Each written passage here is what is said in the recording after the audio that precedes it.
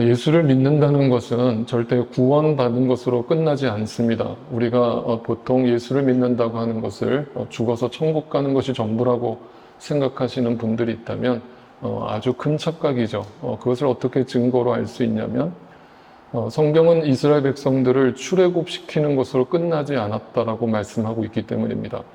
우리는 다 애굽 땅에 살던, 이집트 땅에 살던, 노예로 살던, 죄의 노예가 되어서 그 어둠의 영에 사로잡혀 살던 존재들이었습니다. 그런 우리를 하나님께서 어느 날 하나님의 기적으로 우리를 불러내셔서 홍해를 건너게 하신 것이죠. 우리는 그것을 구원이라고 말합니다.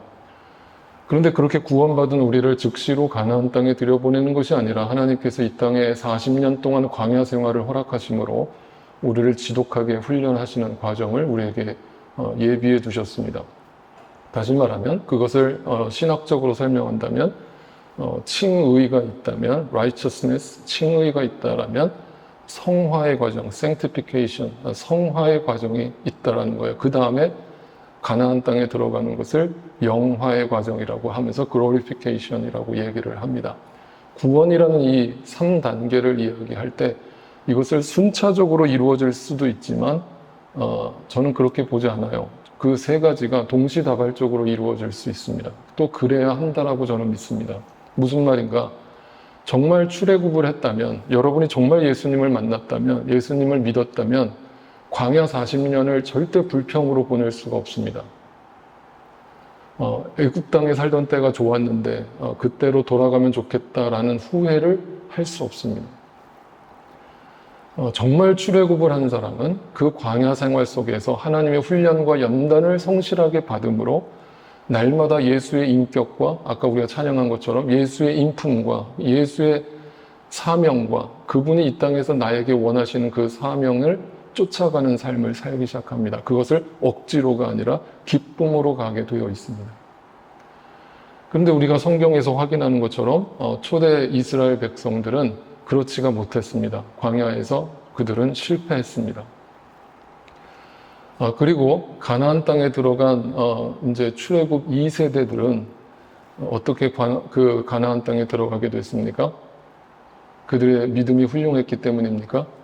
아니죠. 그들이 여호수아를 따라 들어갔기 때문입니다. 그 여호수아가 누구라고 그랬습니까?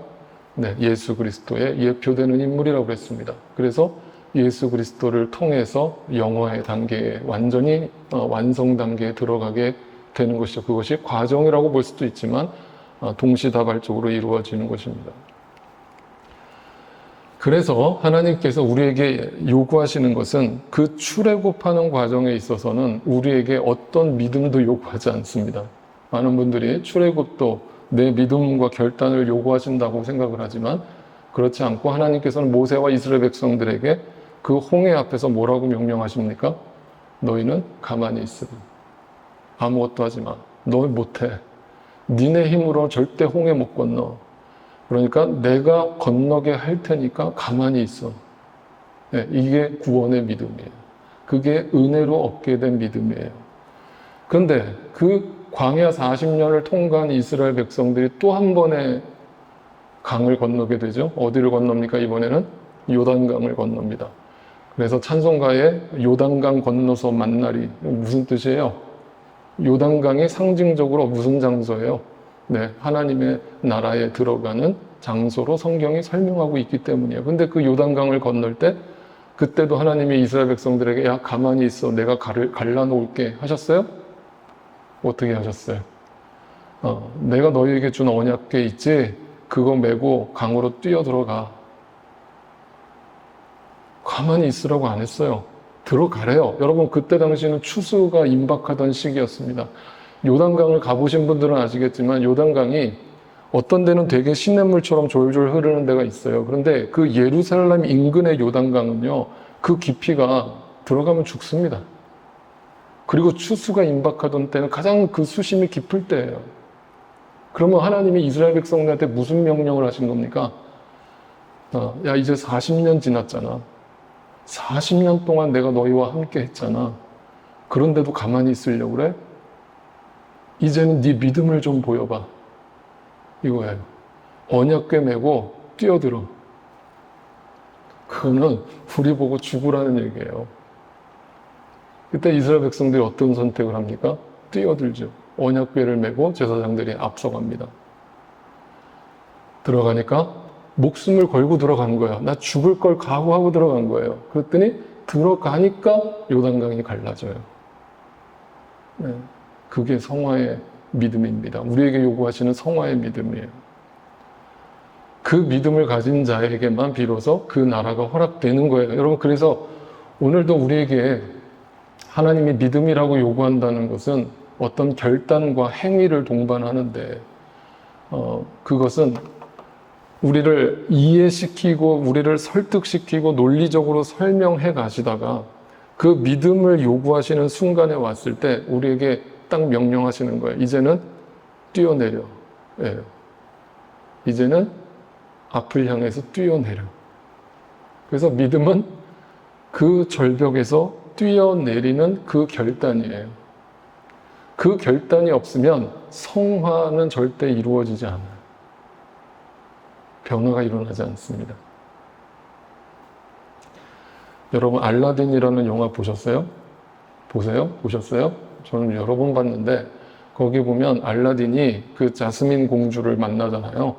근데 나르는 양탄자를 타고 그 궁전 앞에 딱 도착해가지고 자스민 공주한테 그 창가에서 뛰어내리라고 얘기를 하는데 뭐라고 얘기하냐면 이렇게 얘기해요. 유명한 대사예요.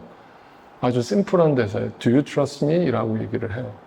근데 자스민 공주가 무서워서 나 못 뛰어내려, 나 못해, 나 죽을지도 몰라 해요. 근데 너 나를 사랑하면 나 믿어. 그리고 뛰어내려. 점프. 그래서 자스민 공주가 눈을 딱 감고 뛰어내려, 양탄자로. 그러면서 흘러나오는 유명한 노래 뭐예요? A whole new world 하면서 노래가 나와요. 새로운 세상이 열리는 거예요. 그러면서 알라딘과 자스민 공주가 양탄자를 타고 하늘을 날아가죠. 그 장면이 클라이막스예요. 저는 그걸 보면서 되게 은혜를 받았어요. 하나님의 음성으로 들렸어요. 오늘도 우리에게 어느 순간 하나님이 우리에게 그 요단강 앞에 선 우리에게 결단을 요구하시는 거예요. 뛰어내리라는 거예요. 제발 거기서 주저하지 말라는 거예요. 그런데 대부분 여기서 저는 지금까지 봐오는 많은 신앙인들 중에서 거기서 다시 홍해로 돌아가려는 사람들을 정말 많이 봐요. 목사님, 저는 못해요. 저는 차라리 홍해로 다시 돌아갈래요. 그러면 답은 하나예요. 하나님은 절대 그 상태로 요단강을 건너게 하지 않으세요. 계속 광야 뺑뺑이에요. 될 때까지. 그러면 그 과정에서 중요한 게 있어요. 하나님이 우리를 하게 하시지만 시간이 필요해요. 그 시간은 나이와도 관련이 있어요. 그래서 어느 정도 나이를 먹어간다는 것이 저는 축복이라고 생각해요. 왜냐하면 그 나이를 먹어가면서 힘이 빠져야 되거든요. 많은 분들이 저한테 이렇게 물어요. 목사님, 요즘 교회들이 다 나이 드신 분들밖에 없어요. 아, 이거 참 걱정해요. 미래가 없어요. 그렇게 생각하세요? 저는 그렇게 보지 않아요. 교회는 나이 드신 분들이 많아질 수밖에 없어요. 왜냐하면 젊은 사람들은요, 정말 제대로 예수님을 믿고 따른다는 게 저는 불가능하다고 봐요. 왜냐하면 여전히 자기 힘이 남아있어서 그래요. 광야 40년 뺑뺑이를 돌아야 돼요. 그래서 힘을 완전히 빼야 돼요. 그래서 힘이 완전 탈탈 털린 상태에서 이제 교회에 나오는 거예요. 하나님, 이제 제 힘으로 해볼 만큼 다 해봤는데 못 해먹겠네요. 하나님밖에 없네요 하면서 나오는 거예요. 저는 그게 교회라고 봐요. 제가 어릴 때 80년대 그때도요, 교회 젊은이들이 없다고 어른들이 한탄했었어요. 근데 교회 문 안 닫았거든요. 네. 그래서 여러분이 나이를 들어가시면서, 그런데 중요한 거는 나이가 든다고 해서 다 그렇게 믿음이 생기는 건 절대 아니고, 나이가 들었는데도 여전히 광야에서 자기 힘을 의지하고 있는 자가 있다면 어리석은 것이죠. 네. 그래서 신앙생활은 그 성화의 과정 속으로 얼마만큼 내가 깊이 인발부가 되고 들어가느냐로 나의 믿음이 드러나고 평가되는 것이에요. 그래서 지난주 말씀처럼 예수를 깊이 생각하는 거예요. 예수를 믿어라, 깊이 믿어라 라고 얘기하지 않고 예수를 깊이 생각하라고 그런 거예요. 그러니까 홍해를 믿음으로 건넜다 하더라도 이제는 그 예수가 믿는다는 것이 도대체 무엇이며 하나님이 나에게 뭘 요구하시며 나는 어떻게 믿어야 하는 것인가를 깊이 묵상하라는 거예요. 그러지 않고 그냥 대충 믿는다는 것은 믿는 것이 아니라는 거예요. 이 얘기를 할 때 우리에게 그 광야에서 지난주 말씀대로 의심과 절망이 오는 거예요. 그런데 그 의심과 절망이 오는 것이 절대 두려워하지 말고 그것이 없는 것이 믿음이 아니라 그걸 통해서 나오는 믿음이 진짜 믿음이라는 거예요. 네. 그래서 여러분 지금 광야 뺑뺑이 돌고 계실 때 의심과 절망이 나에게 찾아온다면 그것을 하나님이 주시는 기회로 여기시고 그 속에서 한 가지 여러분이 하셔야 될 거 한 가지밖에 없어요. 힘을 빼는 거예요. 네, 힘이 빠지거든 할렐루야 하세요. 네, 아시겠어요? 네, 그 힘이 빠지게 하시는 것이 하나님의 방법이고 은혜라는 것을 아실 필요가 있어요. 그래서 이것이 되어지고 나서 우리의 예배가 그때부터 달라지기 시작해요. 자, 성경에서 말하는 예배란 아주 클리어합니다. 로마서 12장에 보면 예배를 이렇게 설명합니다. 몸을 하나님께서 기뻐하실 거룩한 산 제물로 드려라. 자, 제물이라고 표현하잖아요. 몸이라고 표현했어요. 그건 뭐냐면 그냥 입으로 떠드는 게 예배가 아니라는 거죠. 제물이 돼야 돼요. 여러분, 제물로 올려지려면 어떻게 먼저 어떤 선행 조건이 필요합니까? 죽여야 돼요. 여러분, 팔팔 살아있는 제물을 갖다가 제단에 올려놓을 수 있습니까? 도망가 버릴 거 아니에요. 여러분, 이삭이 아버지가 꽁꽁 묶어서 당시에 이삭이 나이가 한 13살에서 17살 사이라고 본다면 그 나이가 100살이 넘은 아버지가 자기를 꽁꽁 묶는데 그거를 못 도망갑니까? 네? 아버지 미쳤어요? 아버지 노망났어요? 지금 나 죽이려는 거예요? 하면서 못 도망갑니까? 근데 이삭은 가만히 있는 거예요. 젊은데 힘이 왕성한데 왜 가만히 있는 거예요? 아버지가 행하는 그 일을 이삭도 바라보고 있었기 때문이죠. 아버지가 왜 이 일을 하는지를 알고 있었기 때문이죠. 이삭에게도 믿음이 있었기 때문이죠. 그걸 우리는 순종이라고 하죠. 순종은 죽는 거예요. 제물로 드려지는 겁니다. 제물은 절대 말하지 않아요. 자기 힘이 나오지 않습니다. 그냥 올려지는 거예요. 그 제단에 올려진 나를 발견하시거든 그게 예배라는 걸 확인하세요. 네. 그때 진짜 예배를 드리고 계시는 거예요. 근데 내 힘으로 하려고 그러면 예배는 실패합니다. 그러면 그 합당한 예배, 어울리는 예배, 하나님이 기뻐하시는 예배란 뭐다? 결국 내가 죽는 건데 그 죽는 것은 구체적으로 어떻게 드러나냐면 이렇게 나는 그 다음 구절 뭐라고 얘기해요? 풍조를 따르지 않는 거예요. 자기 힘이 빠진 사람이 세상이 여전히 즐거워요? 세상이 여전히 눈에 보기 좋아요? 여전히 자기가 유혹받을 것들이 내 눈앞에 있어요? 그건 아직 안 죽은 거예요. 안 죽은 거예요. 그러면 억지로 죽으려고 할 필요 없어요. 금식한다고 죽어지는 거 아닙니다. 금욕주의로 살라는 거 아닙니다. 세상 풍조가 아직도 내 눈에 아른거리거든. 내버려두세요. 여러분, 그렇게 사세요. 억지로 그거 막는다고 되는 거 아니에요. 탕자로 사시라고요. 근데 어느 순간 힘이 완전히 스스로 빠지는 순간이 온다고요. 돼지 우리의 놓여진 나를 발견하는 순간이 온다고요.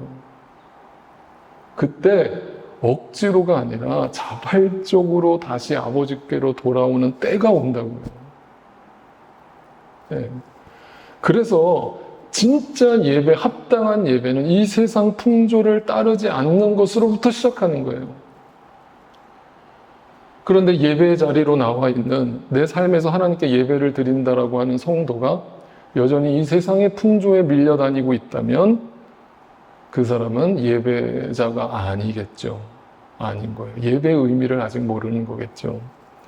그리고 나서 마음을 새롭게 함으로 변화를 받는 거예요. 그때 변화가 일어나요. 내 삶이 변화가 일어납니다. 그러니까 잘 기억하세요. 첫 번째가 뭐예요? 세상을 풍조를 따르지 않는 거예요. 이게 출애굽한 겁니다. 출애굽을 해야만 이제 변화를 받아서 가나안 땅, 약속의 땅을 바라보고 성화의 삶을 살아가기 시작하는 거예요. 그게 두 번째예요. 그리고 나면 비로소 여호수아를 따라서 가나안 땅에 들어가는 것을 예배라고 하는 것인데, 그게 뭐예요? 완전하신 뜻이 무엇인지를 분별하는 단계에 이르게 되는 거예요. 자, 이러면 이걸 어떻게 이렇게 살게 됩니까? 힘이 빠지면 세상 풍조를 따르지 않게 되는데, 세상 풍조를 따르지 않게 되는 이유는 내 힘이 빠지면 비로소 하나님의 힘이 보이기 시작하고 하나님의 능력이 보이고, 그것은 곧 하나님의 약속이 보인다는 뜻이에요. 그 약속이 보이거든 그걸 우리는 믿음이라고 하는 거고, 그 믿음이 이 하나님의 온전하신 뜻이 무엇인지를 분별케 하는 거예요. 구별된 삶을 살게 하는 거예요. 나도 모르게 합당한 예배 드리는 삶을 살기 시작하는 거예요. 이걸 열매라고 하는 거예요. 네, 열매. 그러니까 제일 중요한 거는 처음에 하나님의 약속을 보게 되는 순간이에요. 구체적으로 그걸 보게 되는 순간이 와야 해요. 그러기 위해서 내 힘이 먼저 빠져야 해요. 그 열매가 보이기 시작하면 그 열매가 곧 바로 분별하는 힘이 되는 겁니다. 분별하는 힘. 뭐가 하나님이 기뻐하시는 일이고 무엇이 내가 기뻐하는 일인지가 보이기 시작하는 거예요. 그걸 구별하기 시작하면서부터 거룩한 삶이 내 삶 가운데 열매로 맺혀지기 시작하는 겁니다. 그래서 여러분 성경에 보시면 갈라디아서의 성령의 9가지 열매를 이렇게 설명하잖아요. 다시 한번 볼까요? 성령의 9가지 열매가 뭐예요? 사랑, 기쁨, 화평, 인내, 친절, 선함, 신실, 온유, 절제. 자, 솔직하게 한번 마음으로 손들어 보세요. 이게 내 안에서 자발적으로 나와요? 네? 노력하지 않아도 자연스럽게 나옵니까? 나와요? 고개라도 좀 끄덕이도 보세요. 나와요, 안 나와요? 안 나오잖아요. 이게 나온다 그러면 여러분은 위선자예요. 그런 사람 없어요. 이거 여러분을 그냥 가만히 무방비 상태로 내버려뒀는데 이게 나온다고요? 그런 가식과 위선 더 이상 자기를 속이지 마세요. 안 나와요. 안 나옵니다. 그래서 이게 누구의 열매예요? 성령의 열매예요. 성령이 함께 하시지 않고선 절대 맺혀지지 않는 열매예요. 아시겠어요? 내가 노력한다고 맺어지는 열매가 아니라는 뜻이에요. 그러면 잘 보세요. 내가 이 성령의 열매를 맺기를 원해요, 원하지 않아요? 물론 원한다라고 말씀하시겠지만 내가 그걸 정말 기뻐할까요? 내 안에 친절과 선함과 신실과 온유와 절제와 이런 것들이 내 안에서 늘 넘쳐나길 날 간절히 원할까요? 정말 솔직하게 대답하세요. 저한테 물어보세요. 목사님은 어떠세요? 안 그래요. 안 그렇다고요. 저도요, 조금만 내버려두면 그냥 이게 안 나와요, 내 안에서. 인간으로 돌아가 버려요. 고깃덩어리로 돌아가 버려요. 자기를 믿지 마세요. 그래서 성경에서 뭐라고 얘기해요? 육체의 열매도 있다고 얘기하죠. 그 육체의 열매는 내가 노력해서 맺는 거예요? 노력하지 않아도 맺혀지는 거예요? 노력하지 않아도 맺혀지는 거예요. 그게 뭐예요? 이거예요. 자, 보세요. 육체의 행실은 환히 드러난대요. 이거는 숨길 수가 없어요. 그냥 하루만 말씀 안 보고 기도 생활 안 하고 나를 내버려 두잖아요. 이거는 내 안에서 자연스럽게 나오는 거예요. 그때 놀라지 마세요. 내가 아직도 이거밖에 안 돼. 이것밖에 안 되는 게 아니라 딱 그거예요, 내 수준이. 원래 내가 그거예요. 자기를 속이지 말라고요. 이게 날마다 내 안에서 나온다고요. 조금만 방심하면. 그래요, 안 그래요? 그러니까 날마다 성령의 충만을 받아요. 받지 않으면 육체의 열매를 맺는다는 거예요. 예수 믿어도 똑같다는 거예요. 그런데 우리는 이 육체의 열매를 더 기뻐한다는 거예요. 왜? 나를 놔버려도 되니까. 여러분, 이거를 뭐라고 얘기하냐면 죄의 탄력성이라고 그래요. 여러분이 지금 설교를 듣고 예배를 드리고 말씀을 공부하고 말씀을 묵상하고 기도 생활하고 이건 뭐냐면 여러분을 하나님이 기뻐하시는 방향으로 그 하나님의 영적인 역사로 막 끌고 가려고 하는 거거든요. 근데 고무줄을 길게 끌어당기면 어떻게 돼요? 어느 순간에 탁 놔버리면 원상태로 재빨리 돌아가 버리잖아요. 이게 바로 죄의 탄력성이에요. 순간 놔버리면 우리는 바로 육체의 열매가 나타나는 거예요. 1초도 안 걸려요. 놀라지 마시라고요. 그러면 이것이 하루아침에 되어지는 것이냐고요. 성화가 단 하루아침에 되어지는 것이냐고요. 날마다 성령의 충만함을 받는 삶을 날마다 반복하고 훈련하고 40년 광야 생활을 견뎌낸 자에게 어느 순간 나도 모르게 이게 내 일상이 되고 내 삶의 예배로 자리를 잡는 것을 보시거든 할렐루야 하세요. 그게 내 안에서 성령께서 맺어 놓으신 열매인 거예요. 내 인격이 훌륭해서가 아니고요. 절대. 그런데 그 육체의 삶을 여전히 따라가는 사람들을 교회 안에 있으면서도 불구하고 그 삶을 살아가는 사람들을 아까 말한 것처럼 뭐예요? 이 세상의 풍조를 여전히 따라가는, 나를 놔버리는 거예요. 제가 얘기해요. 놓으세요. 그거 억지로 붙든다고 성화되지 않아요. 놔버리세요. 하고 싶은 대로 마음대로 하세요. 제가 허락한다니까요, 여러분. 하세요. 하고 싶은 대로. 교회 안 나오고 싶으면 나오지 마세요. 하고 싶은 대로 하시라고요, 진짜. 다음 주 다 안 나오시는 거 아니에요? 그렇게 예수 믿지 말라고요. 억지로 나오지 말라고요. 억지로 앉아있지 말라고요. 차라리 세상에서 정말 탕자처럼 그 밑바닥까지 내려가 보시라고요.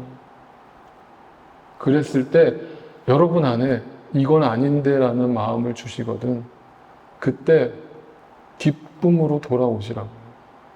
하나님께서 그 결단을 주실 때 할렐루야 하고 이제는 두 주인을 섬기는 어설픈 신앙생활 청산하고 한 주인한테 올인하라고요.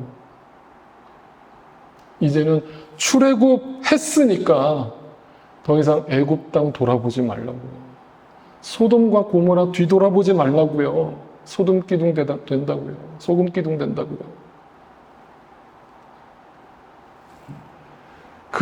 이 풍조를 따라 사는 삶은 왜 그런 거예요? 아까 얘기한 것처럼 약속이 보이지 않기 때문에.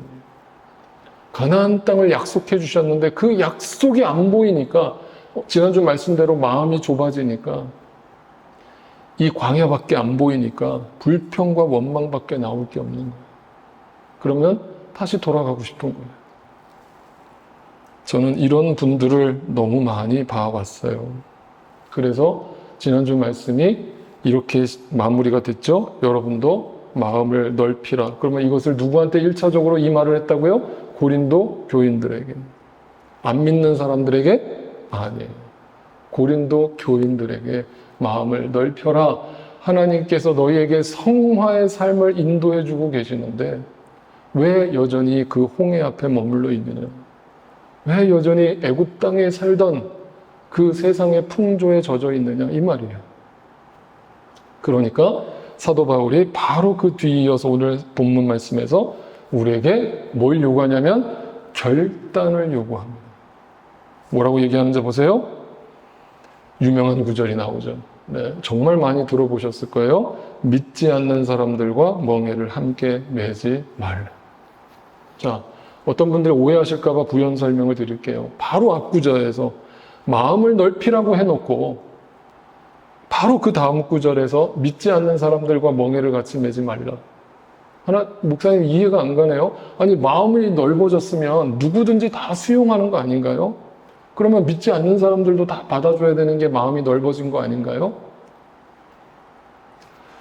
그건 아주 큰 착각인데 아주 쉬운 예를 들어보죠.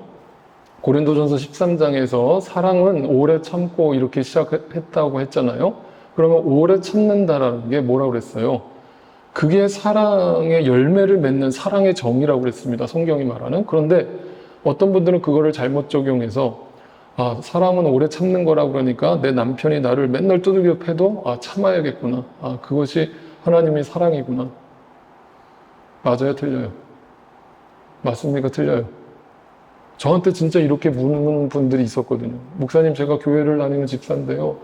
저 맨날 남편한테 폭언 듣고 맨날 구타당하고 그렇게 살거든요.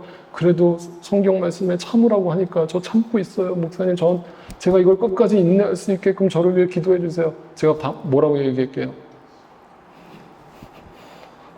네, 당장 이혼 서류 갖고 오세요. 제가 도장 찍어 드릴게요. 미치셨어요? 그거 왜 참고 살아요? 그거 사랑 아니에요. 성경에 뭐라고 되어 있어요? 사랑과 항상 뭐가 따라와야 돼요? 정의가 따라오잖아요. 정의. 아시겠어요? 하나님이 기뻐하시지 않는 것을 방치하고 내버려 두는 것이 사랑이 아니에요. 아시겠어요?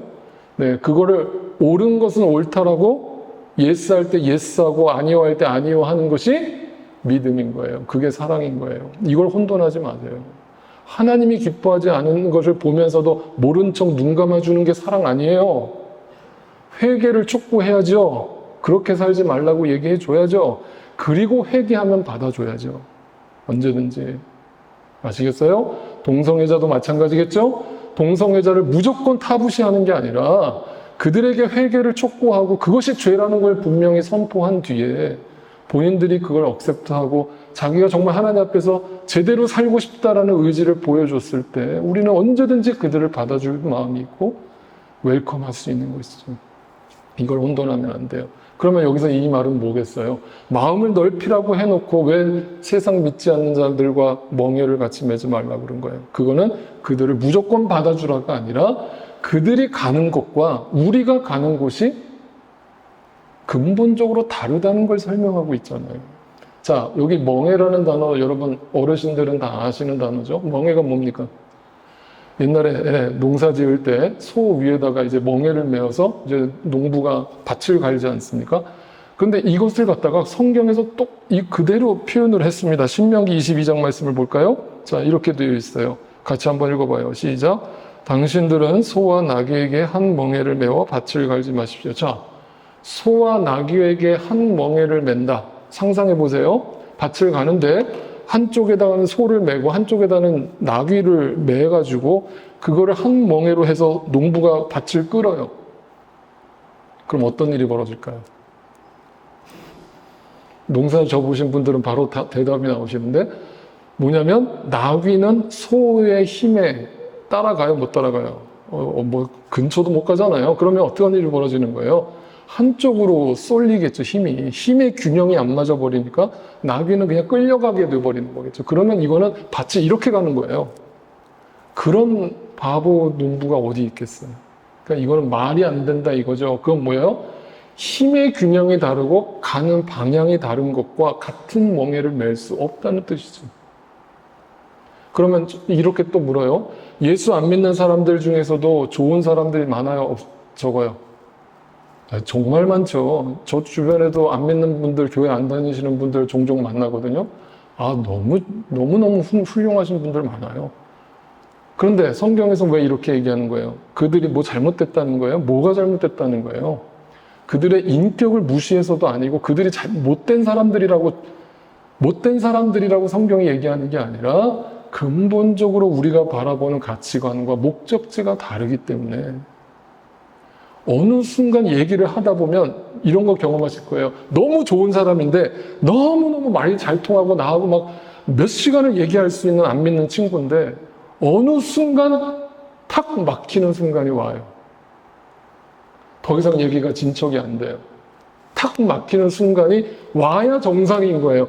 내가 바라보는 가치관과 이 친구가 바라보는 가치관이 완전히 다르기 때문에 뭔가 부딪히는 그곳이 있어야 여러분이 제대로 믿는 거예요. 그런데 그 믿지 않는 친구들을 만났는데도 전혀 거리낌이 없고 전혀 부딪히는 게 없다면 누가 문제일까요? 생각해 보세요. 그러면서 이제 오늘 본문 말씀이 다시 돌아보시면 성화의 모습이 뭐냐면 그들과 가는 방향이 다르기 때문에 같이 매지 말라라고 하면서 그 뒤에 뭐라고 부연 설명을 합니까? 정의가 불의가 어떻게 짝하며 정의, 하나님의 의와 죄된 인간의 목적, 하나님을 무시하고 하나님을 업신여기는 믿지 않는 자들의 삶이 어떻게 같을 수가 있겠느냐? 빛과 어둠이 어떻게 섞일 수가 있겠느냐? 그리스도와 벨리알, 벨리알이 뭐냐면 사탄의 이름이에요. 그 벨리알이 어떻게 화합하며 그걸 그냥 덮어주는 것이 어떻게 사랑이겠느냐? 믿는 자가 믿지 않는 자와 더불어 함께 차지할 몫이 무엇이며 하나님의 성전과 우상이 어떻게 일치하게 되냐? 그래서 저는 이렇게 부탁드려요. 여러분, 정말 예수님을 만난 사람들과 교제를 하세요. 저는요, 정말 그 교제가 너무너무 중요하다고 생각을 하거든요. 근데 그건 억지로 시킨다고 되는 게 아니라 정말 예수를 만난 사람과 교제를 나누면 내 믿음도 같이 성장해요. 영향을 받아요. 선한 영향을 받아요. 근데 아무리 눈 씻고 봐도 내 주변에 다 안 믿는 친구들밖에 없고 다 믿음이 고만고만한 사람들하고 어울리잖아요. 그러면 내 믿음도 항상 그 상태에 머물러 있어요. 그냥 분명합니다, 여러분. 나에게 뭔가 도전이 되고 나를 이끌어줄 수 있는 사람, 친구를 사귀세요. 믿음으로, 신앙적으로. 그런 사람들과 교제를 나누세요. 그럴 때 여러분의 영적인 부분도 함께 성장하게 될 줄로 믿어요. 그래서 하나님의 성전과 우상이 어떻게 일치하게 돼? 그 우상이 뭐라고 그랬어요? 나라고 그랬잖아요. 나. 여전히 내가 주인으로 살아가는 사람과 하나님을 주인으로 삼고 살아가는 성전된 자의 삶이 어떻게 같을 수 있겠냐? 근본적으로 탁 부딪히는. 그래서 다시 한번 결단을 촉구하죠. 17절입니다. 그러므로 이게 중요해요. 그러므로 더 이상 세상 기웃거리지 말라. 다시 말씀드려요. 이 얘기를 지금 누구한테 하고 있다고요? 믿지 않는 사람? 네, 믿는다는 사람들한테. 그 말은 뒤집어 얘기하면 무슨 뜻이에요? 교회 안에 들어와 있지만 여전히 세상 기웃기웃거리는 사람들이 너무 많더라. 그러니까 고린도 교회 안에 무슨 일이 벌어지고 있었어요? 여러분, 고린도가 어떤 도시라고 그랬죠? 고린도가 아주 성적으로 문란하고 부도덕하고 아주 돈밖에 모르는 사람들이 모여 살던 대도시라고 그랬죠. 오늘날의 맨하탄 같은 곳이에요. 그런 곳에 교회가 세워졌으니 그 교인들이 그 세상의 문화와 그 세상의 영향을 받아야 안 받아요? 쉽게 받겠죠. 그러니까 고린도 교회 안에 들어와 있는데 어떤 일이 심지어 벌어졌다고 그랬어요? 교회 안에서. 네, 아들이 그 아버지의 첩과 간통을 저지르고 그러면서도 교회 안에 들어와서 아무렇지 않게 예배를 드리고 있는 거예요. 그리고 온갖 간음죄를 저지르고 온갖 성적인 범죄를 저지르고 교회 안에 들어와서 예배를 드리는 거예요. 그리고 온갖 물질적인 타락과 자기 욕망대로 살다가 일주일에 한 번 딱 교회 와가지고 예배 드리는 거예요. 사도 바울이 이 얘기를 하는 거예요. 너희는 그렇게 살지 말라. 세상 풍조를 따라 살지 말라. 구별되라는 거예요. 그들 가운데서 나오너라. 그들과 떨어져라. 목사님, 저는 떨어지고 싶은데 제 주변 친구들이 전부 다 안 믿는 친구들이라서 저는 그 영향에서 벗어날 수가 없어요. 그러면 저는 이렇게 얘기해요. 끊으세요. 내가 의지적으로 안 되면 끊으세요. 목사님, 저는 드라마 한 편만 봐도 제 믿음이 오락가락해요. 그러면 드라마를 끊으세요. 무슨 말씀인지 아시겠어요? 내가 성숙해지기 전까지 이 세상 문화를 내가 이길 수 있을 거라고 착각하지 마세요. 그렇게 만만한 게 아니에요. 끊으세요. 내가 못 이길 것 같으면 끊으라고. 그리고 믿는 사람과 교제하세요. 그랬을 때 내 안에서 어떤 변화가 일어나는지 지켜보세요. 부정한 것을 만지지도 말라. 나 주가 말한다. 그리하면 내가 너희를 영접할 것이다. 그리하면이에요. 열매죠, 열매. 뭐래요? 그러므로 약속을 본 사람들은, 그걸 믿음으로 확인한 사람들은 그리하면이라는 열매를 보는 거예요. 하나님이 나와 함께 하시는 것을 비로소 보게 되는 거예요. 그래서 오늘 본문 7장 1절이 이렇게 끝나는 거예요. 그러므로 사랑하는 여러분, 우리에게는 이러한 뭐가 있어요? 약속이 있는 거예요. 이걸 믿음으로 보는 사람만 광야 훈련과 이 성숙의 과정, 성화의 과정을 믿음으로 이겨내는 겁니다. 육과 영의 모든 더러움에서 떠나서 자신을 깨끗하게 하며 하나님을 두려워하는 가운데 온전히 거룩하게 됩시다. 하나님을 어떻게 하래요? 하나님이 우리를 사랑하세요? 사랑하지 않으세요? 사랑하래요. 그런데 하나님을 어떻게 하라고 해요? 두려워하래요. 여러분, 이걸 이렇게 얘기할게요. 여러분, 연애할 때 감정을 생각해 보세요. 내가 내 남편, 내 와이프를 처음 만났을 때 설레임이 있었어요? 없었어요? 네, 있죠. 연애할 때 설레임이 있잖아요. 근데 그 설레임이 지금 있으세요? 없으세요? 잘 대답하세요. 여러분, 옆에 다 듣고 있어요? 있으세요? 없으세요? 네. 뭔 소리예요, 목사님? 지금 몇 년이 지났는데 지금 그런 소리를 하세요. 그거는 있을 수 없어요. 불가능해요. 여러분, 잘 생각해 보세요.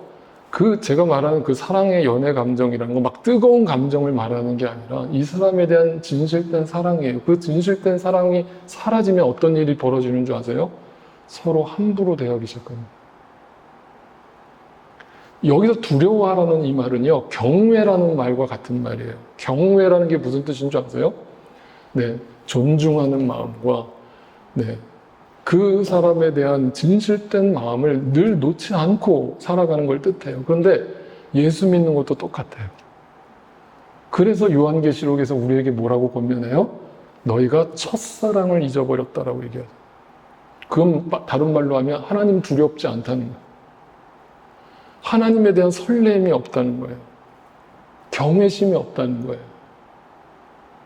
그러니까 예배 자리에 나오면서도 아무 기대감 없이 나오는 거예요. 그런 사람들의 특징은 예배 가운데 기대감이 없어요.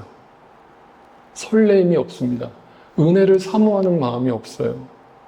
그냥 형식적으로 앉아 있는 거예요. 그런데 하나님에 대한 설렘을 가지고 하나님을 두려워하는 자, 하나님을 경외하는 자는 하나님이 나를 얼마나 사랑하시는가 또 확인하지만 하나님이 내가 하나님 뜻대로 살지 않았을 때 얼마나 무시무시한 분이라는 것도 늘 잊지 않고 사는 거예요. 그런 사람이 함부로 죄를 짓겠어요? 아무도 보지 않는 곳에서 나는 누구냐는 거예요. 사람들이 보는 곳에서는 얼마든지 거룩한 척할 수 있어요. 근데 아무도 보지 않는 곳에서 나는 어떻게 사냐는 거예요. 무슨 생각을 하면서 사냐는 거예요.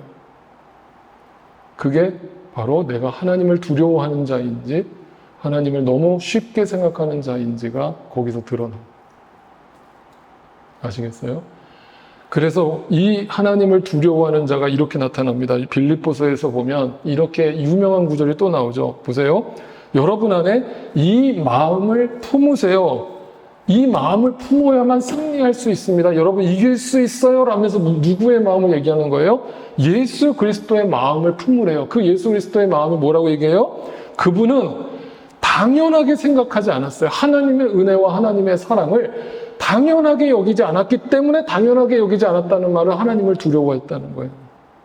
하나님을 경외했다는 거예요. 하나님을 늘 의식하면서 살았다는 거예요. 그래서 어떤 행동으로 믿음으로 나타나셨다는 거예요? 자기를 비웠다는 거예요. 그 하나님 앞에서. 그래서 그 비우함으로 인해서 종의 모습을 취하시고 사람과 같이 낮아지셨어요. 그게 사랑으로 나타난 거예요. 그런데 우리는 여기까지만 딱 들으면 은혜롭다. 맞아. 그 말씀 앙송하고 다녀야지 라고 생각하는데 바로 그 다음 구절에 또 뭐가 나오냐면 이렇게 얘기하는 거예요. 그러므로 그 예수의 마음을 아는 여러분, 그 예수의 마음을 품은 크리스찬 여러분, 사랑하는 여러분, 여러분이 언제나 순종한 것처럼 내가 함께 있을 때뿐만 아니라 지금과 같이 내가 없을 때에도 내가 볼 때만 그렇게 믿는 게 아니라 사람들이 안 보더라도 아무도 내 주변에 없어도 보는 사람이 없어도 두렵고 떨리는 마음으로 자신의 구원을 이루어가죠. 하나님 살아계십니다.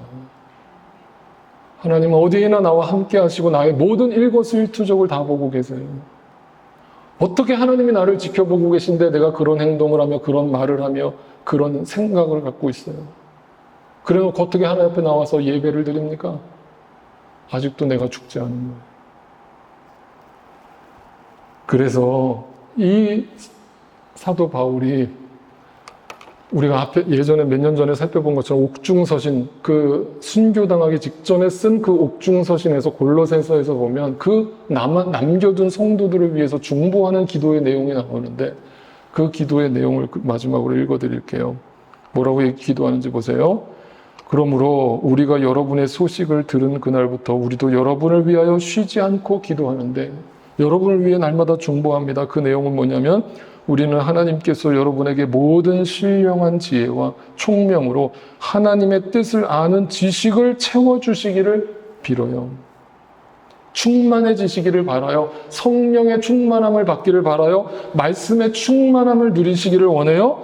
여러분이 주님께 합당하게 살아감으로써 모든 일에서 그분을 기쁘게 해드리고 모든 선한 일에서 열매를 맺고 하나님을 점점 더 알고, 하나님을 안다는 것은 성화되어져 가는 거예요.